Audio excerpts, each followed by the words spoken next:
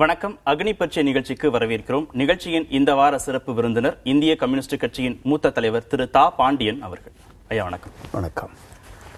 ஜெயலலிதா மரணத்திற்கு பிறகு தமிழக அரசியல்ல ஒரு நிலையற்ற தன்மை உருவாகி இருக்கிறது அப்படின்னு சொல்லியிருக்கிறீங்க, விமர்சனம் வச்சிருக்கிறீங்க. யார் காரணம் அப்படின்னு நினைக்கிறீங்க?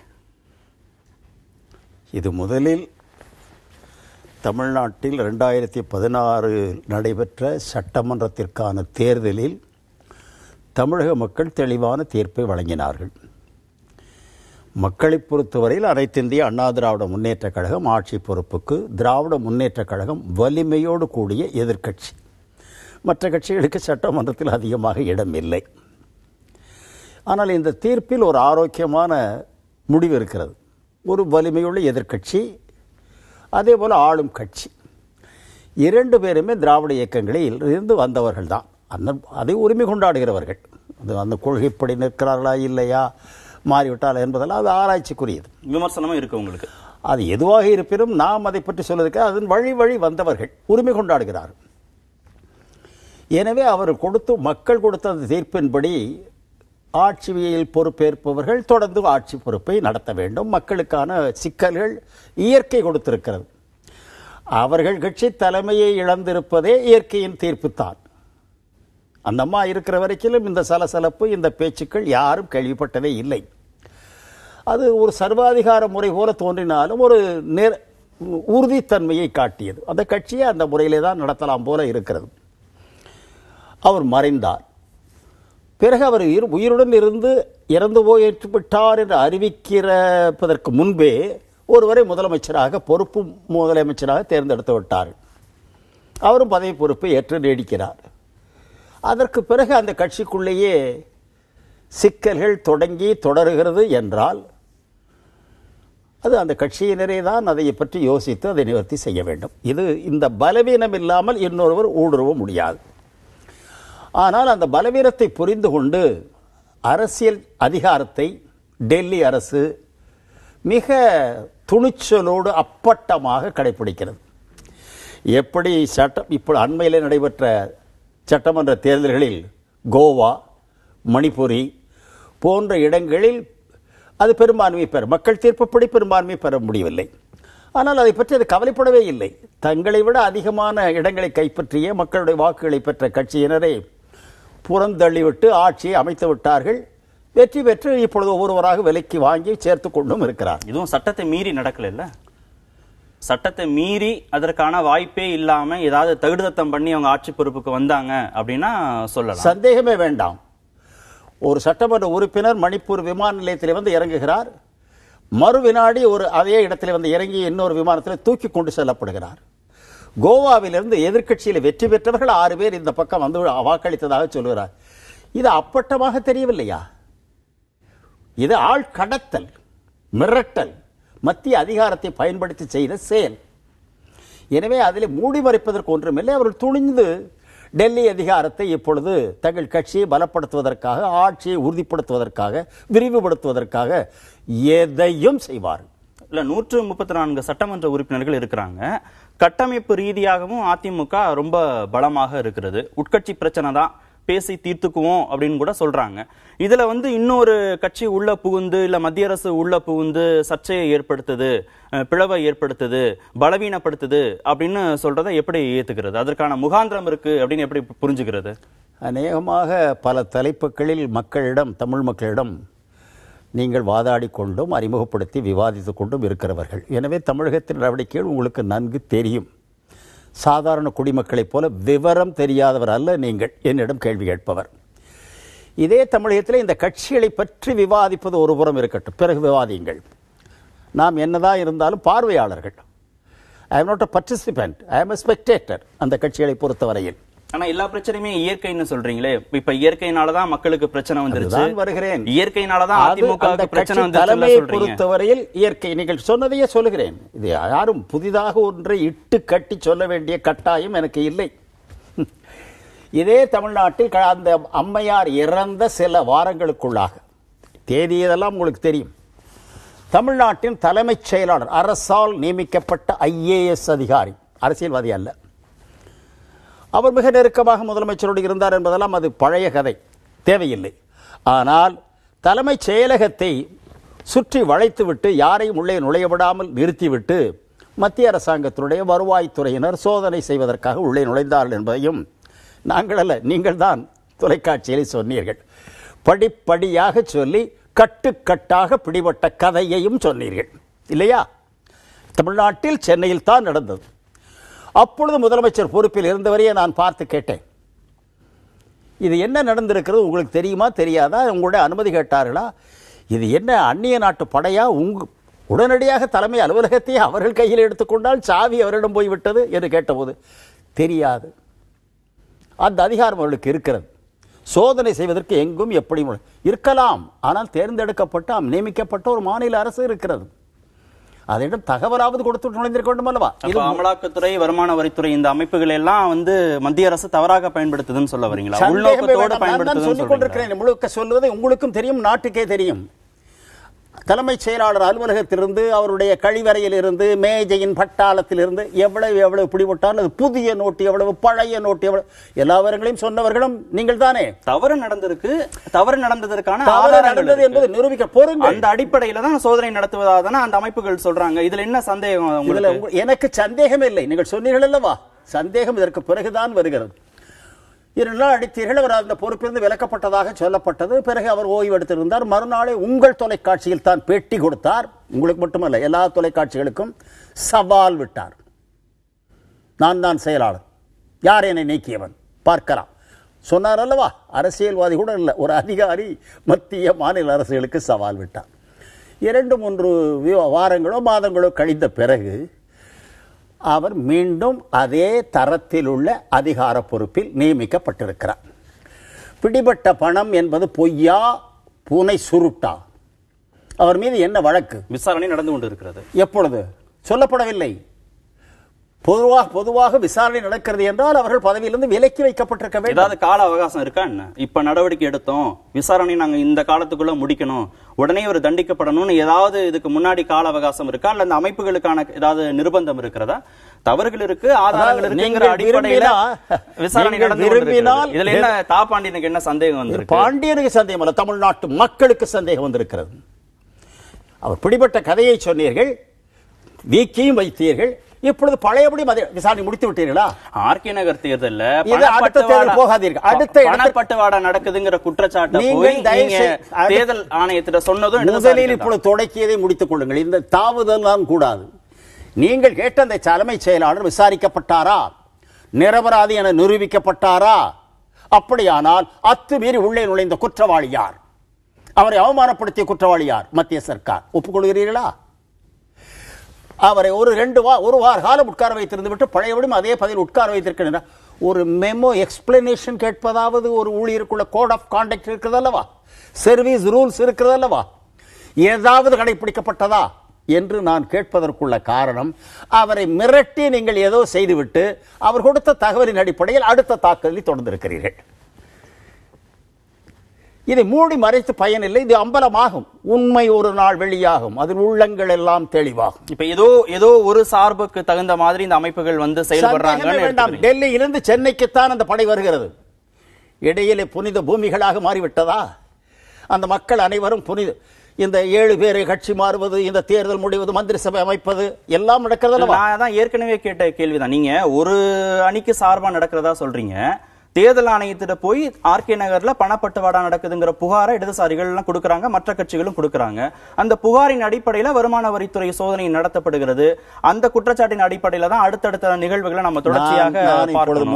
அந்த குற்றச்சாட்டு முதலில் கேட்ட கேள்வியை விட்டுவிட்டு இப்பொழுது அடுத்த இடத்திற்கு தாவுகிறீர்கள். நாம் இப்பொழுது ஆர்கே நகர் தொகுதியோ அதன் அடிப்படையில் இப்பொழுது நடைபெறுகிற சோதனைகளை பற்றியோ இரண்டுக்கும் வேறுபாடு தெரிகிறது. ஒருவரை அங்கிருந்து வந்தார்கள், ஒருவன் தகவல் கொடுத்தான். உங்களுக்கே தெரியும் அந்த தகவல் கொடுத்த உத்தம புத்திரன் யார்? கிரெடிபிலிட்டி என்று ஒன்று இருக்கிறது அல்லவா? இப்பொழுது அவனே கதையை மாற்றி நான் மோடிக்கு 2 கோடி கொடுத்தேன், 3 கோடி கொடுத்தேன் என்று சொன்னான். சொன்ன உடனேயே போய் மோடியை கழுத்தை பிடித்து விடுவீர்களா? அவன் யார்? அவன் சொல்வதை நம்ப முடியுமா என்பது ஒருபுறம் இருக்கட்டும். அவர் கலைஞர் கருணாநிதியினுடைய மகன் என்றே சொல்லி பல கார்களை திருடி இருக்கிறார் என்று ஒரு வழக்கு கேள்விப்பட்டதுதான், நீங்கள் கொடுத்த செய்தி தான். பிறகு வங்கிகளிலே மோசடி செய்தார் என்ற ஒரு வழக்கு. அந்த வங்கி மோசடியிலே ஈடுபட்டார்கள் சம்பந்தப்பட்டார்கள் என்று 3 கிளை மேனேஜர்கள் நிர்வாகிகள் தண்டிக்கப்பட்டு சிறையில் இருக்கிறார். ஆனால் அதை நடத்தி முடித்த இந்த மாவேந்த வீரன் இந்தியா முழுமையிலும் மாப்பிள்ளை மாதிரி சுற்றுப்பயணம் செய்து கொண்டிருக்கிறார். அவரை நம்பி நடவடிக்கை எடுக்கிறீர்கள், சரி பரவாயில்லை. அவர் மீது என்ன நடவடிக்கை எடுத்தீர்கள்? அவர் சொன்னார் அல்லவா, இன்னார் தான் எனக்கு கொடுக்க இருக்கலாம். இந்தியாவில் எதுவும் நடக்கலாம். ஏனென்றால் உங்களுக்கே தெரியும், CBI chief, central bureau of இன்வெஸ்டிகேஷனுடைய தலைமை அதிகாரி சின்ஹா இப்பொழுது பதவி நீக்கம் செய்யப்பட்டு குற்றப்பத்திரிகை கொடுக்கப்பட்டு விசாரிக்கப்பட்டு வருகிறார். எதற்கு? லஞ்சம் வாங்கினார் என்று. இதற்கு முன்பு இருந்த சிபிஐ சீஃப் சிறையில் இருக்கிறார். முந்தா நாள் மராத்திய மாநிலத்தைச் சேர்ந்த சிபிஐ ஆபீசர் லஞ்சம் கொடுத்தார், வாங்கினார், ரெண்டும் செய்திருக்கிறார். கொடுக்கவும் செய்திருக்கிறார், வாங்கியும் இருக்கிறார். அந்த சிபிஐயை நான் நம்புவதற்கு தயாராக இல்லை, சந்தேகப்படுகிறேன். அவர்களும் மனிதர்கள் தான். இப்ப நீங்க பேசினதிலிருந்து லஞ்சம் கொடுக்க முயன்ற வழக்கில் தினகரன் கைது செய்யப்பட்டிருக்கிறார். லஞ்சம் வாங்க முற்பட்டவர் யாரு அப்படிங்கறத பாஜக தலைமையிலான மத்திய அரசு அடையாளம் காட்டல அப்படிங்கறத நீங்க சொல்றதுல இருந்து புரிஞ்சுக்க வேண்டியதா இருக்கு. அப்ப இந்த விவகாரத்துல தினகரன் கைது செய்யப்பட்டிருக்க கூடாது அப்படிங்கிறது உங்களோட நிலைப்பாடுன்னு எடுத்துக்கலாமா? இல்லை. ஒரு அரசு ஏதாவது தவறு நடந்திருக்கிறது என்று கேள்விப்பட்டால் சந்தேகித்தால் கூட போதும், குற்றச்சாட்டுகள் வரலாம். ஒரு குற்றச்சாட்டு பொறுப்புள்ள மனிதர் எவன் மீது பொறுப்பில் இருக்கிறார், அவரை பொறுத்தவரையில் எந்த தேர்ந்தெடுக்கப்பட்ட எந்த பொறுப்பிலும் இருப்பதாக நான் நினைக்கவில்லை. கட்சியில் நியமிக்கப்பட்ட ஒரு பொறுப்பில் இருந்தார். அது எதுவாக இருப்பினும் சரி, ஒரு சந்தேகம் எழுப்பப்பட்டு விட்டால் அதுவும் தேர்தல் ஆணையத்தையே களங்கப்படுத்துவதற்கு உள்ளே புகுந்து செய்ய முயற்சித்தார் என்று சொன்னால், அதற்கு ஆதாரமோ அதற்கு பக்கபலமான ஒரு சாட்சியமோ இருந்தால் கட்டாயம் அவர்கள் மீது நடவடிக்கை எடுக்கலாம், விசாரிக்கலாம். நிறுவப்பட்டால் தண்டிக்கவும் செய்யலாம். அதில் உயர்ந்த தண்டனை எதுவோ அதுவரை கொடுக்கலாம். அதில் தவறு இல்லை. யாரும் போய் அதற்கு பரிந்துரை செய்து வாதாட முடியாது. அது நேர்மையற்ற செயல். ஆனால் அந்த புகாரை கொடுத்தவன் யார், அவன் எப்படி இத்தனை தண்டனை செயல்களுக்கு பிறகும் இந்தியா முழுமையிலும் சுற்றுப்பயணம் செய்து இப்பொழுது புது வழக்கு ஒன்று போட்டிருக்கிறார் நேற்று அவன் மீது. இது என்ன தொடர் கதை? இத்தனை ஆண்டுகளில் அவன் எப்படி சிறைக்குள் அடைக்கப்படாமல் வெளியிலே இருக்கிறான் என்பது முதல் கேள்வி. அவன் கொடுத்த தகவலை வைத்து கொடுக்க முயன்றார் என்பவரை கைது செய்த நீங்கள், வாங்க தயாராக இருந்தார் என்பவரை கைது செய்ய வேண்டாம், பெயரையாவது வெளியிட்டிருக்க வேண்டும் அல்லவா? ஏனென்றால் அவன் சொல்லியிருக்க வேண்டும் அல்லவா? இன்னார் கொடுத்தார் என்று சொல்கிறவன் யாருக்கு கொடுக்க போகிறேன் என்பதையும் அவர்கள் விசாரித்து தெரிந்திருக்க வேண்டும். அதை கொல்வதற்காகவோ தூக்கிலிடுவதற்காகவோ அல்ல, இந்த வழக்கை நிரூபிப்பதற்காகவாவது அந்த பெயரை சொல்லியிருக்க வேண்டுமா வேண்டாமா? ஏன் சொல்லவில்லை? என்ன உள்நோக்கம் நினைக்கிறீங்க? எனவேதான் அது இது ஒரு இதிலே நேர்மை, அந்த குற்றங்களை கண்டுபிடித்து குற்றவாளியை தண்டிப்பது என்பது அரசின் கடமை. அந்த அதிகாரம் இருக்கிறது, உரிமையும் இருக்கிறது. ஆனால் அடுத்த ஒரு பக்கமாக சார்ந்திருக்கிறது, ஒருபால் கோடாமை சான்றோர்க்கு நன்று. இது சாய்ந்திருக்கிறது துலாக்கோல் என்ற சந்தேகம் குடிமகன் என்ற முறையில் வருகிறது. இதுல மட்டும் உங்களுக்கு சந்தேகம் வரல, சின்னம் முடக்கப்பட்ட சமயத்திலையும் நீங்க தேர்தல் ஆணையத்தின் மீதும் விமர்சனம் வைச்சீங்க. சந்தேகமே வேண்டாம். அந்த சமயத்திலையும் விசாரிக்கப்படுகிறது. அந்த சமயத்திலையும் நீங்க மெஜாரிட்டி மன்னிக்க வேண்டும், பார்க்கணும். எனக்கு சந்தேகம் அல்ல, நல்லவனா கெட்டவனான்னு நீ பார்க்க சொல்வதை தயவு செய்து கேளுங்கள். சந்தேகமே இல்லை. திட்டமிட்டு செய்யப்பட்ட தவறான அரசியல் முடிவு. ஏனென்றால் பெரும்பான்மை முடிவை மத்திய சர்க்காரை ஏற்கனவே முடிவு செய்துவிட்டது.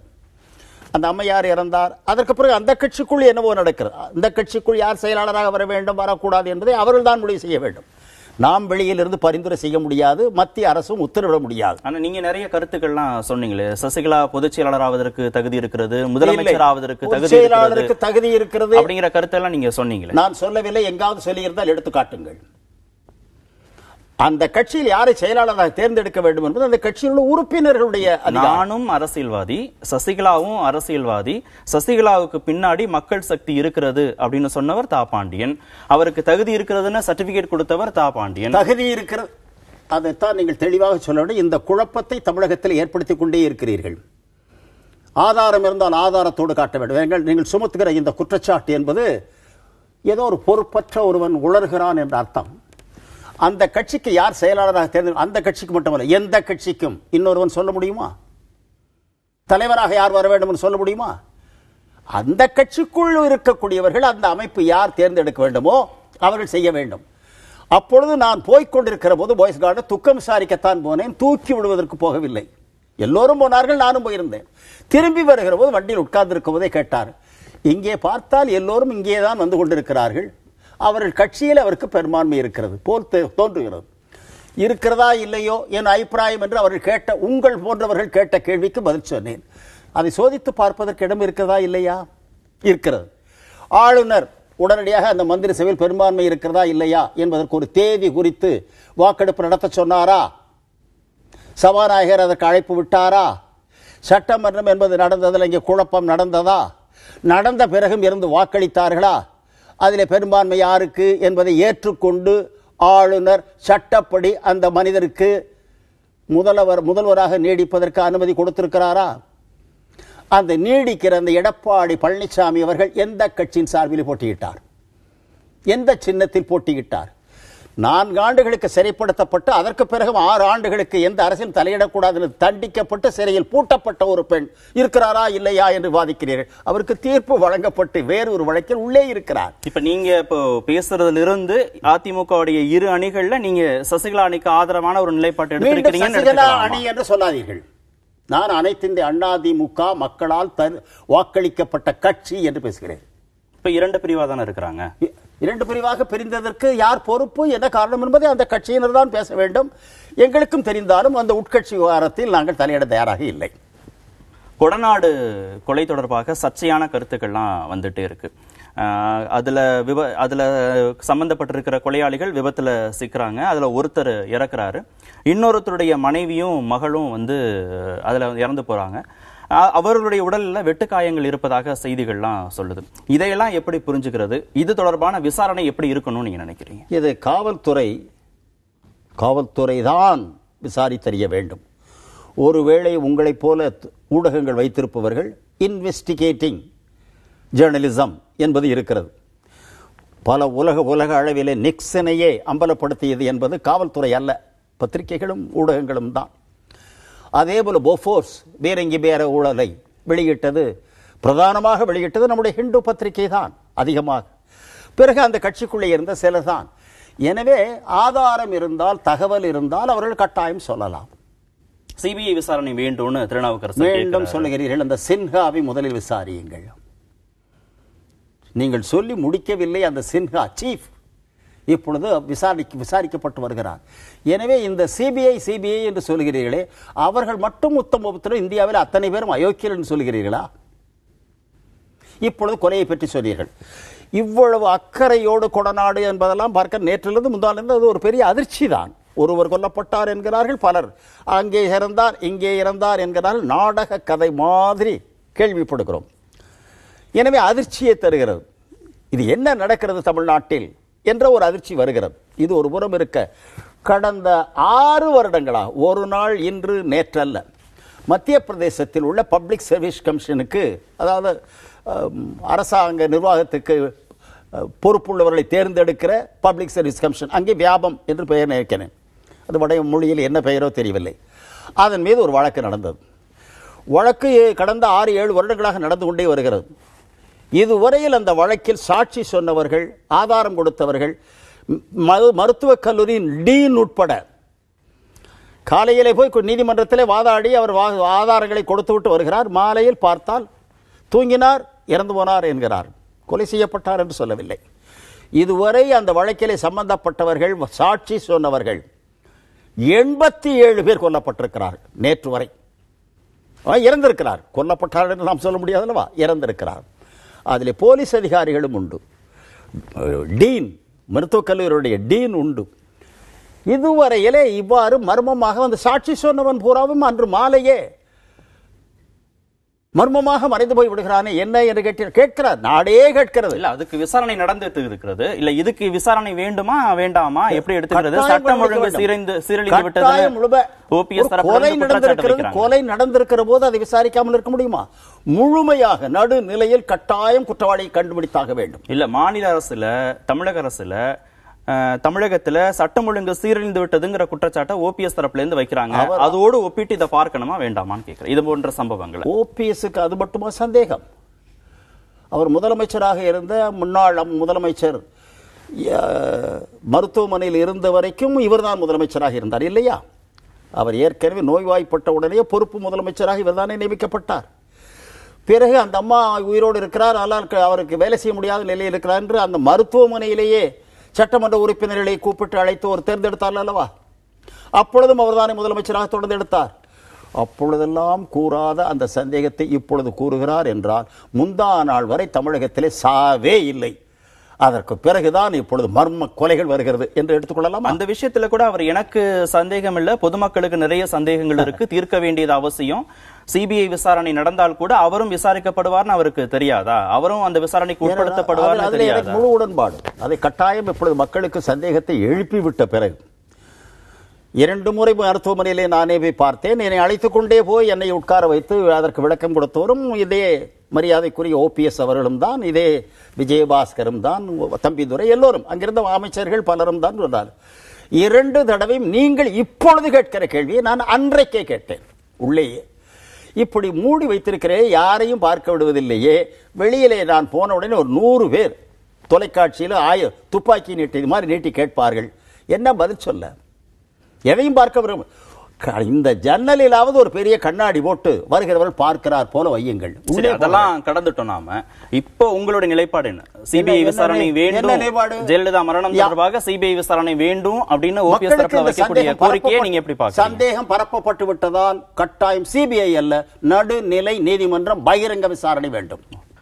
கடந்த சில வருடங்களா நீங்க 2 கழகங்களையும் 2 கட்சிகளையும் அதிமுக திமுக 2 கட்சிகளையும் எதிர்த்து தான் நீங்க அரசியல் செஞ்சிருக்கீங்க.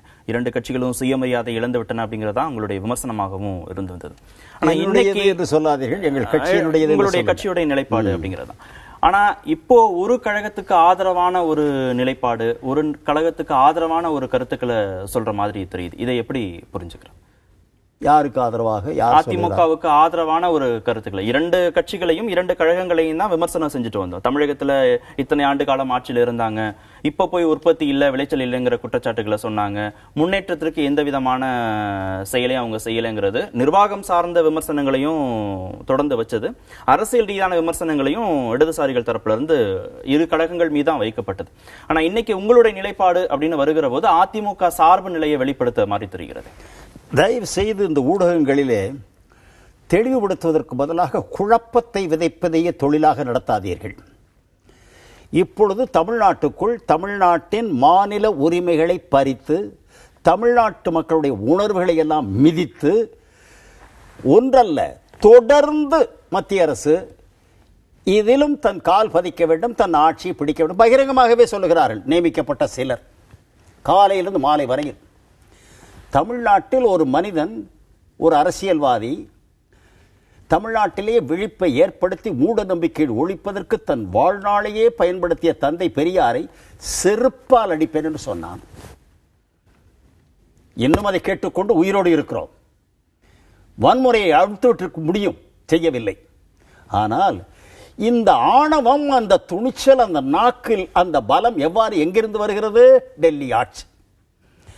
அந்த எதிரியை, அந்த கட்சியை இந்த மண்ணுக்குள்ளே சூது விளைவிக்க ஊடுருவ விடாமல் தடுக்க வேண்டும் என்பதுதான் எங்கள் கட்சியின் அடிப்படை கொள்கை, கட்சி மாநாட்டில் நிறைவேற்றப்பட்ட கொள்கை. திமுகவா அதிமுகவா இதில் எதை தேர்ந்தெடுப்பது என்பது இப்போது முடிவு செய்யப்படவில்லை. இதற்கு முன்னால் தேர்தலிலே முடிவெடுத்தார். அந்த முடிவை கம்யூனிஸ்ட் கட்சிகள் 2 கட்சிகள் இருக்கிறதல்லவா, இவர்கள் மட்டும் எடுக்கவில்லை, அதை அந்த கழகத்தினரே எடுத்தார்.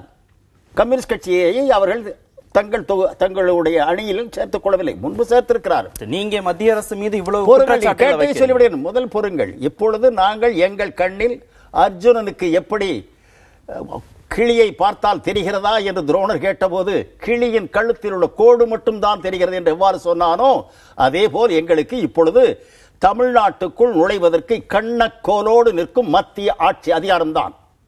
எனவே அதை எதிர்க்க இருவருமே உங்கள் குடும்பி, உங்கள் பகை சகோதர சண்டையால் டெல்லியிடம் உங்கள் முடியை பிடிக்க விட்டு விட இருவருமே அதிமுக திமுக சொல்றீங்க, 2 பேருமே. ஆனா திமுக பார்க்கல. அதுதான் என்னுடைய கேள்வி. நீங்க அதையும் உள்வாங்கிட்டே பதில் சொல்லுங்க. திமுக இரண்டு தரப்பு, அதிமுகவுடைய இரண்டு தரப்பையும் புனிதர்கள் ஆக்காதீங்க, தவறு இருந்தா நடவடிக்கை எடுங்கன்னு மத்திய அரசு கிட்ட சொல்றாங்க. அதைத்தான் சொல்றேன். ஆளுநரை போய் சந்திச்சு நடவடிக்கை எடுங்கன்னு சொல்றாங்க. இப்பொழுது குடியரசுத் தலைவரை போய் சந்திக்கிறாங்க. எப்பொழுதுமே எடுத்துக்கிறதப்போ எப்பொழுதுமே பாழ் செய்யும் உட்பகை, சகோதர சண்டையாலேயே வீழ்ச்சி அடைந்தவர்கள் தமிழ் மக்கள். இப்பொழுதாவது தடைபட்டு நமக்குள் இருக்கிற பல பரீட்சையை வருகிற தேர்தலில் செலுத்தலாம். ஆனால் 2017 தேர்தலில் உங்களுக்கு தகுதியுள்ள வாக்குகளையும் இடங்களையும் கொடுத்து எதிர்க்கட்சியாக எங்க சொல்லி அந்த கடமையை செய்யுங்கள். அதிலே அனுபவம் பெற்ற அமைச்சர்கள் இருக்கிறார்கள். அதே போல ஆளுகிற பொறுப்பை அவர்களுக்கு கொடுத்தார்கள். சண்டையிட்டுக் கொண்டாலும் ஒரு பெரும்பான்மை இழக்காத காலம் வரையில் அவர்களை இருக்க அனுமதியுங்கள். அப்ப நீங்க சொல்றதுல இருந்து தமிழகத்துல பாஜக வளர்ந்து விட்டது இல்ல அச்சத்தின் அடிப்படையில் வளர்ந்து விட்டது என்று நான் சொல்லுகிற போது என் மூச்சை நின்றுவிடும். வளரவில்லை, மக்கள் ஏற்க மாட்டார். அதிகாரத்தை பயன்படுத்தி திணிக்க பார்க்கிறார். அவர்கள் அரசியல் ரீதியில் பிரச்சாரம் மனுஸ்மிருதி தான் எங்கள் அடிப்படை கொள்கை என்று பகிரங்கமாக சொல்லட்டும். இடஒதுக்கீடு வேண்டாம் என்பதை பகிரங்கமாக சொல்லட்டும். மாறாக ஜல்லிக்கட்டு நடத்தாதே, காவிரி தண்ணியில் மேலாண்மை குழுவை நியமிக்க வேண்டும் என்று கேட்டது பாண்டியனா அல்ல எங்களுடைய பாமர மக்களா? நீதிமன்ற தீர்ப்பு. அதை மீறியது யார்? மத்திய ஆட்சி. தானே மீறியவன் எப்படி கர்நாடக அரசை பார்த்து நீ நியமிக்கிறாய் இல்லையான்னு கேட்க முடியும்? டெல்லியிலிருந்து ஒரு மனிதர் ஒரு சிலையை திறந்து வைக்க கோவையில் உள்ள மலைக்கு வருகிறார். ஆனால் டெல்லி தெருவிலேயே உணவும் தானியமும் பாலும் கொடுக்கின்ற விவசாயி கொதிக்கிற டெல்லி வெயிலில் குமுறி போராடி கொண்டிருக்கிறான். எட்டி பார்த்தாரா? அந்த சக்தியிடம் போய் முறையிட்டு கவர்னரை கவனிக்க வேண்டும், சிபிஐ விசாரிக்க வேண்டும் என்று அவனிடமே போய் முறையிடத் தொடங்கினால் அப்பத்தை கொடுத்து குரங்கை பங்கு போட சொன்ன கதையாகத்தான் முடியும் என்பதால் எங்கள் பிஜேபி வந்துடக்கூடாதுங்கிறதுக்காக அதிமுக திமுகவுக்கான மாற்றுங்கிற அந்த கோஷத்தை கொஞ்சம் தள்ளி வச்சுக்கலாம் அப்படி நீங்க சொல்றது அப்படி எடுத்துக்கலாமா? தள்ளி வைப்பது என்பதெல்லாம் மாநில குழு முடிவெடுக்க வேண்டும். என்னை பொறுத்தவரையில் திராவிட முன்னேற்ற கழகமோ அல்லது அனைத்து இந்திய அண்ணா திராவிட முன்னேற்ற கழகமோ அல்லாமல் அவர்களை ஒதுக்கிவிட்டு பாரதிய ஜனதாவை முறியடிப்பதற்கு மற்ற கட்சிகளுக்கு சக்தி இப்போதைக்கு போதாது. ஆனா ராமகிருஷ்ணன் அதற்கான தேவையே இல்லைன்னு தானே சொல்றாரு. அவர் சொல்லும் போது பிஜேபியை எதிர்ப்பதற்கு அதிமுகவோடும் திமுகவோடும் தான் கூட்டணி செய்யணும்னு ஒண்ணு இல்ல, அந்த கூட்டுல உண்மை இல்ல, அந்த அளவுக்கு பிஜேபி ஒண்ணு தமிழகத்துல வளர்ந்தல அப்படின்னு சொல்றாரு. அப்ப அது யதார்த்தம்னு எடுத்துக்கிறதா இல்ல நீங்க சொல்றது யதார்த்தம்னு புரிஞ்சுக்கிறதா? நான் என் கட்சியின் சார்பில் தான் அதிகாரபூர்வமாக பேச முடியும். கம்யூனிஸ்ட் கட்சியும் மார்க்சிஸ்ட் கட்சியும் 1964 பிரிந்து தனிப்பட்ட இரு கட்சிகளாகத்தான் இயங்குகிறார். எனவே ராமகிருஷ்ணன் அவர்கள் என்ன கருத்தோடு சொல்கிறார், நாளைக்கு அவர் என்ன முடிவோடு எடுக்கிறார்? சொல்லப்போனால் மேற்கு வங்கத்திலே திரிணாமுல் காங்கிரசினுடைய தலைவி முதலமைச்சராக இருக்கிறார். அவரால் தான் மேற்கு வங்கத்திலே பாரதிய ஜனதா தடுக்கப்பட்டு இருக்கிறது இதுவரையில். இப்பொழுது பாரதிய ஜனதா கட்சி 2வது இடத்துக்கு வாக்குகள் பெறக்கூடிய அளவுக்கு அங்கே வந்திருக்கிறது. தமிழ்நாட்டில் தான் இன்றைக்கும் அதுபோல மற்றவர்களை பின்னுக்கு தள்ளிவிட்டு பாரதிய ஜனதா முன்னுக்கு வரவில்லை. எனவே அந்த கடமையை திமுக செய்கிறது. ஒரு சில குறிப்பிட்ட காலங்களில் இந்த அதிமுக செய்கிறது. இருவரும் சேர்ந்து செய்யக்கூடிய ஒரு காலம் வருமானால் எட்டியே அவர்களால் பார்க்க முடியாது. ஆனால் அது சாத்தியமில்லை. ஏனென்றால் 64 ஏற்பட்ட பிளவை பற்றி இன்றைக்கும் ஒற்றுமை வேண்டும் என்று பேசிக்கொண்டே பிளந்து கொண்டே இருக்கிற நாங்கள் அந்த தார்மீக குரலை எழுப்ப உரிமையை இழந்து விட்டோம். ஜெயலலிதா மறைந்து விட்டார், கருணாநிதி ஓய்வில் இருக்கிறார். இந்த அரசியல் சூழ்நிலையில தான் பிஜேபி தொடர்ந்து சொல்கிறது நாங்க தமிழகத்துல காலூன்றுறோம் அப்படின்னு. அதிமுக அழிந்து விட்டது, திமுக அழிந்து வருகிறது விமர்சனங்களையும் அவங்க சொல்றாங்க. எங்கே நடைமுறை சிக்கல் இருக்குன்னு நம்ம புரிஞ்சுக்கிறது? ஏன் அவங்க வலுவாக காலூன்ற முடியாது அப்படின்னு நம்புறீங்க நீங்க? ஒரு காரணம் நீங்கள் சொன்னது போல எம்ஜிஆர் மறைந்து போனார், அறிஞர் அண்ணா இறந்து விட்டார், நெடுஞ்செழியன் இறந்து விட்டார், அதற்கு பின்னர் ஜெயலலிதா அம்மையாரும் இறந்து விட்டார். கலைஞரோ மூப்பின் காரணமாக முன்னை போல செயலாற்ற முடியாத நிலையில் இருக்கிறார். எனவே செயல் தலைவர் நியமித்திருக்கிறார் என்பதெல்லாம் முழுக்க முழுக்க உண்மை. தமிழ் மக்கள் அனைவரும் சாகவில்லையே, அவர்களிடமிருந்து பாடம் கற்றவர்கள் ஒன்றும் சாகவில்லையே. இவர்களிடையே ஏதோ அவர்களது விருப்பு வெறுப்பு காரணமாக அல்லது பதவியை பலப்படுத்திக் கொள்வதற்காக சகோதரர்களுக்குள்ளேயே பாகப்பிரிவினை சண்டைகள் வருவது உண்டல்லவா? அதுதானே பாரத கதையும் ராமாயண கதை எல்லாமே வருகிறது. எனவே இப்பொழுது தமிழகத்திலும் அதே போன்ற பல பரீட்சையோ அது நல்ல அரசியல் கொள்கை இல்லாததாலோ அல்லது வலுவான தலைமை இல்லாததாலோ சில குழப்பங்கள் ஏற்பட்டு இருக்கிறது என்பதை எவனாலும் மறைக்க முடியாது, உண்மை. ஆனால் அதை முதன்மையாக ஆக்கி இங்கே வீட்டுக்குள்ளே நுழைந்து முழுமையாக கொள்ளையடிக்க முயற்சிக்கிற ஒரு கூட்டத்துக்கு அவன்தான் நண்பன் என்று அழைத்தால் அது மீர்ஜா அவர் வேலை ஆகிவிடும். இல்ல, கடந்த நாடாளுமன்ற தேர்தலில் மோடி ஒரு ரப்பர் பலூன், ஊடகங்கள் தான் அதை பெருசாக்கி காட்டுகின்றன, தேர்தல் முடிஞ்சா அது அந்த உண்மை தெரிஞ்சிரும், ஒரு ஒரு ஒரு வேஸ்டா அது போயிடும் அப்படிங்கிற கருத்தெல்லாம் விமர்சனத்தெல்லாம் நீங்க வச்சீங்க. ஆனா இப்ப சமீபத்தில் நடந்த சட்டமன்ற தேர்தல்களா இருக்கட்டும், இல்ல இடைத்தேர்தல்களாக இருக்கட்டும், மாநகராட்சி தேர்தலா இருக்கட்டும், எல்லாத்துலயுமே பிஜேபியோட இந்த ப்ரோக்ரஸை நம்மளால பார்க்க முடியுது. ஏன் தமிழகத்துல மட்டும் அது சாத்தியம் இல்லை நீங்க நினைக்கிறீங்க? மற்ற மாநிலங்களை நீங்க ஏற்கனவே சொன்ன மணிப்பூர்ல கூட நாங்க 0% இருந்தோம், அப்புறம் 2% ஆனோம், இப்ப நாங்க 20% வரைக்கும் எங்களுடைய வாக்கு வங்கி உயர்ந்திருக்கிறது அப்படின்னு அவங்க சொல்றாங்க. நம்ம அதை கண்கூடாவும் பார்க்க முடிகிறது. எந்த விதமான பாதிப்பும் அந்த கட்சிக்கு இல்லைங்கிறதா உணர முடிகிறது. பண மதிப்பிழப்பு நடவடிக்கைக்கு பிறகான தேர்தல்களையும் இதை நாம் கண்கூடாக பார்க்க முடிகிறது. கொஞ்சம் பொறுமையாக நீங்கள் கேட்டால் 2 விஷயங்களை நினைவுபடுத்திக் கொள்ள வேண்டும். அவர் அண்மை கால தேர்தலிலே அதிகார பலத்தோடு அவர்கள் பிரச்சாரம் செய்யக்கூடிய வேகத்தோடு சட்டமன்றங்களிலும் நாடாளுமன்றத்துக்கான உப தேர்தல்களிலும் வெற்றி பெற்றிருக்கிறார்கள் என்பது நேற்று வரை டெல்லி நகராட்சிக்கான தேர்தல் வரையில் சரி. ஆனால் இவைகளை அத்தனைக்குமே காரணம் எதிர்க்கட்சிகள் சிதறி இருக்கின்றன. இன்றைக்கும் இந்த தேர்தல்களுக்கு பிறகும் எடுத்த கணக்கின்படி 40 விழுக்காட்டை இன்னும் அவர்கள் பாரதிய ஜனதா தாண்டவில்லை. அதை எதிர்த்து இருக்கக்கூடிய வாக்குகள் 60 விழுக்காடு என்றாலும் அது 7 கட்சிகள் பங்கிடுகிறது. எனவே அது சிதறுகிற போது 40 வெற்றியை பெறுகிறது. இந்திய தேர்தல் முறையில் அது சாத்தியம். ஒரே ஒரு விழுக்காடு வித்தியாசம் இருந்தாலும் இடங்களில் அதிகமான இடங்களை பெற்று ஆட்சிக்கு வந்து விடுவார்கள். வாக்குகளை பெற்றிருந்தும் கூட இடங்களை பெற முடியாமல் ஆட்சி இழப்பவர்களும் உண்டு. இதெல்லாம் நம்முடைய தேர்தல் விதி முறைகளில் உள்ள சில பலவீனங்கள். அது பல இடங்களிலும் இருக்கிறது, இந்தியாவில் மட்டுமல்ல.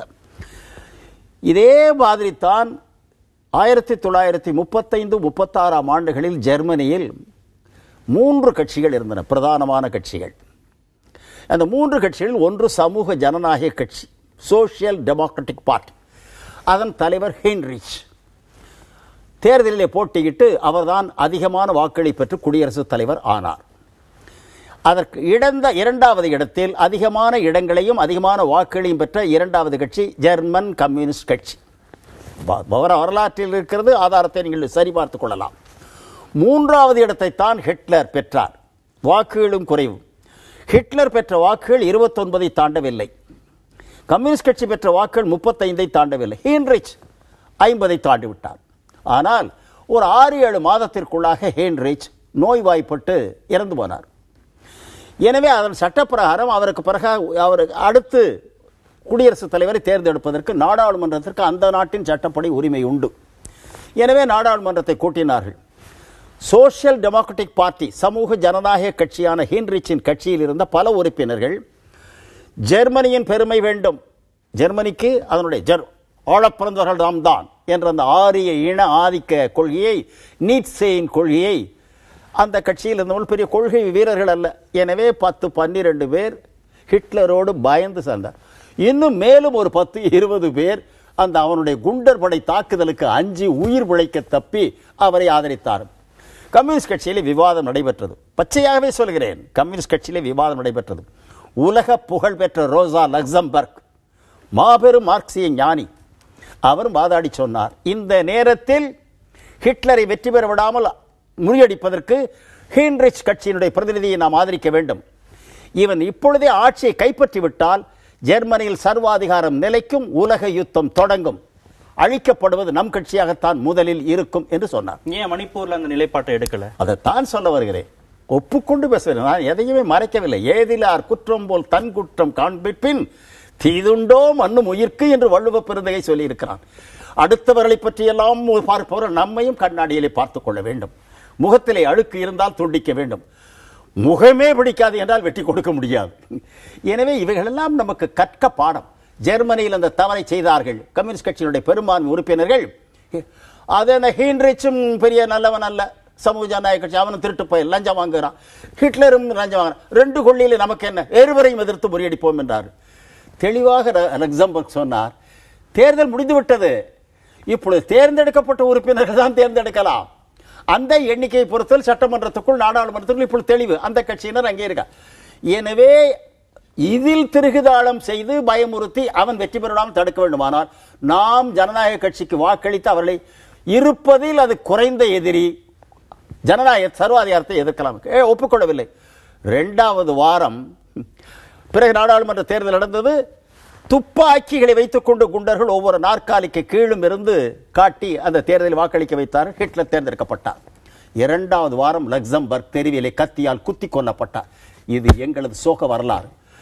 அப்பொழுதும் அதற்கு பிறகு எழுதியவர்கள் ஜெர்மன் நாட்டு கம்யூனிஸ்ட் கட்சி தலைவர்கள் எழுதினார்கள். அதை மீண்டும் திரும்பவும் எடுத்துக்கிறதா இன்னைக்கு இருக்கக்கூடிய அரசியல் சூழல் விழிப்புணர்வுங்கிறது மாறி எடுத்து அந்த ஒத்திகை நடந்து கொண்டிருக்கிறது. ஜல்லிக்கட்டு போராட்டத்திற்கு பிறகு இளைஞர்களுடைய அரசியல் புரிதல் விழிப்புணர்வு மாறி இருக்கிறது. அரசியல் கட்சிகளே போராட்டங்களுக்கு வர வேண்டாங்கிற ஒரு நிலைப்பாட்டை எடுக்கிறாங்க. இப்ப இருக்கக்கூடிய சூழலோடு நம்ம அதை பொருத்தி பார்க்க முடியுமா? ஒருவேளை வலதுசாரி சிந்தனைகளுடைய தாக்கம் இளைஞர்கள்ட்ட அதிகமா இருக்கு அப்படின்னு புரிஞ்சுக்கிறதா? புதிய பொருளாதார கொள்கையை சீனாவே இப்ப கையில் எடுக்க ஆரம்பிச்சு. அப்ப உலகளாவிய சிந்தனைகள் அப்படிங்கறதே மாறி இருக்கு. அதனாலதான் வலதுசாரி இயக்கங்களுக்கான அந்த ஆதரவு தளம் கூடி இருக்கு அப்படின்னு புரிஞ்சுக்கலாமா? நீங்க இவ்வளவு வேகமா சொன்னீங்கல்ல, சீனாவே புதிய பொருளாதார உண்மை. இந்த உலகமயம் என்ற கொள்கையை ஒப்புக்கொண்டு இந்தியாவை விட முன்கூட்டியே 10 ஆண்டுகளுக்கு முன்பே சீனா ஒப்புக்கொண்டு விட்டது. மாசேதுங் மறைவுக்கு பிறகு டென் ஷியாப்பிங் என்பவர் கடைபிடிக்கிற புதிய கொள்கையில் புதிய முறைகளை கடைபிடிக்கிறார். கலப்பு பொருளாதாரம். இன்றைக்கும் கம்யூனிஸ்ட் கட்சி தான் அங்கே ஆட்சியில் இருக்கிறது. பொதுத்துறையும் இருக்கிறது. அதன் விளைவுகள் 20 ஆண்டுகளில் இன்றைக்கு உலகத்திலேயே அமெரிக்காவுக்கு கடன் கொடுத்த நாடாக, கடன் வாங்கிய நாடாக சீனா மாறி இருக்கிறது. அமெரிக்கா வட்டி கட்டுவதற்கு தவணை கேட்கிறது, சீனா வசூலித்துக் கொண்டிருக்கிறது. எனவே அவர்கள் கடைபிடிக்கிற முறையில் ஆட்சி அதிகாரத்தை வைத்துக் கொண்டு முதலில் உற்பத்தியை பெருக்கி தங்கள் மக்களுடைய வசதிகளை பெருக்கி வலுப்படுத்தி கொண்ட பிறகு சோசியலிசத்திற்கான நடவடிக்கையில் இறங்குவோம். இன்றைக்கும் அதை செய்து கொண்டு இரண்டும் சமமாக செய்கிறார். எனவே அதை முழுமையாக தெரிந்து கொள்ளாமல் இந்தியாவிலே முதலாளிகளுக்கு எல்லோரும் துதிபாடி ஒருமை. நேற்றைக்கு உலக ஐக்கிய நாடுகள் சபையின் அறிக்கை வந்திருக்கிறது. இந்தியாவில் 53 விழுக்காடு சொத்துக்கள் உற்பத்தி சாதனங்கள் 450 பேர் கையில் இருக்கிறது. அதோடு ஐக்கிய நாடுகள் சபை ஆச்சரியப்படத்தக்க வகையில் ஒரு புத்தி சொல்லி இருக்கிறது. ஏற்றத்தாழ்வு அதிகமாக ஆகியிருப்பதால் இந்தியா மாற்று பொருளாதாரத்தை பற்றி சிந்திக்க வேண்டும். இந்த நாணய மதிப்பு குறைப்பின் காரணமாக மோடியால் எவ்வளவு கருப்பு பணம் ஒழிக்க முடிந்தது, புதிதாக எவ்வளவு உருவாகிறது என்பதையும் அவர்கள் ஆராய வேண்டும். கடத்தல்பட்ட பணம் வந்துவிட்டதா? இவைகளை எல்லாம் கட்டாய மக்கள் சிந்திப்பார். இதே தமிழகம், இதே சென்னை மாநகரம் வெள்ளத்தில் மிதந்ததல்லவா 10 நாட்கள் வந்து பார்த்தார் அல்லவா? ஆனால் அதற்குரிய நிதியை வழங்கியிருக்கிறார்களா இன்று வரையில்? வர்தா புயல் வந்து வேரோடு பிடுங்கி எறிந்ததல்லவா? இதுவரையில் நிதி வந்திருக்கிறதா? 140 ஆண்டுகளுக்கு பிறகு குடிக்க தண்ணீருக்கு துடித்துக் கொண்டு இருக்கிறதே தமிழகம். ஏதாவது செய்திருக்கிறார்களா? சிவன் சிலையே தென்னாடுடைய சிவனே போற்றி எந்நாட்டவர்க்கும் இறைவா. எல்லா கேள்வியும் மோடியை நோக்கி தான் வைக்கணுமா? மாநில அரசை நோக்கி எந்த கேள்வியுமே வைக்க வேண்டாமாங்கிற விமர்சனம் கட்டாயம் வைக்க வேண்டும். தமிழக அரசை பொறுத்தவரையில் அவர்கள் கடமைக்கு கட்டாயம் வேலிக்கருவலாவை வெட்டுவதற்கு நல்ல நேரம் பார்க்க வேண்டுமா? தமிழ்நாட்டில் அவர்கள் கட்சியில் உள்ள பலம் இல்லையா? ஆட்சியில் அதிகார சக்தி இல்லையா? இதே தண்ணீர் பிரச்சனை தீர்ப்பதற்கு முழுமூச்சாக இறங்க வேண்டாமா கட்சியில்? எப்பொழுது பார்த்தாலும் கூட்டம் போட்டு அலுவலகத்தில் ஒருவருக்கு ஒருவர் பலப்பரிச்சு பார்த்துக் கொண்டே இருப்பீர்களா? தேர்தல் எல்லாம் தள்ளி வைக்கலாம், அதிகாரத்தையும் கூட ஒத்தி போடலாம். உடனடியாக மக்களுக்கு குடிநீர் கொடுப்பதற்கு என்ன வழி? சரி, செய்வார்கள்னு நம்புவோம். நிகழ்ச்சியில் பங்கேற்றவங்களுக்கு மிக்க நன்றி. மீண்டும் சந்திப்போம். நன்றி, வணக்கம்.